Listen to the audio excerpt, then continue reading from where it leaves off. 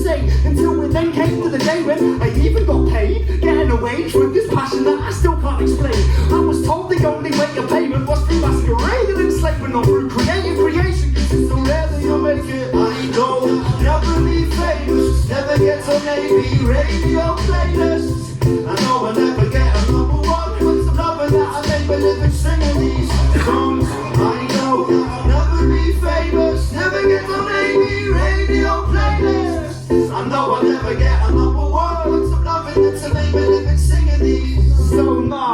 flaming up and staying in your lies. Not that ginger guy, you know, who rips a million a night. I'm just a wonky-eyed, scrappy-looking writer who likes to write the lyrics or deliver from his wandering mind. I may play mostly low-attended double-finger shows. Compared to 10 odd years ago, those numbers have grown. The steps are taking massive, but I'm on the right road. I've passed on every offer deal, I've got to stock it alone. Kept a hold of my soul when I won't go looking to sell. I'm better off on my one, so that's what I'm telling myself. I'm loving what I'm doing, and while I'm doing well, enough to pay the bills, at least I'm happy as hell. And if I can tell anybody, there's a possibility to be something not the list of your most recent career's beating. Something that you dream to be, just make the time is needed. Anything will grow if you just nurture it and feed it. And though you may not grow to be the best that it's been, you'll still be in a better suited scene, closer to the dream you weave. And even just the tiny slice of cakes, better than an empty plate. Just savor the taste. Achievements are no ones you want to make, and you may never find the perfect time to take a leap of faith. But I'd rather take last place chasing something I rate than a podium finish in a race that I hate. So I know that I'll never be famous, never get on AP radio playlists.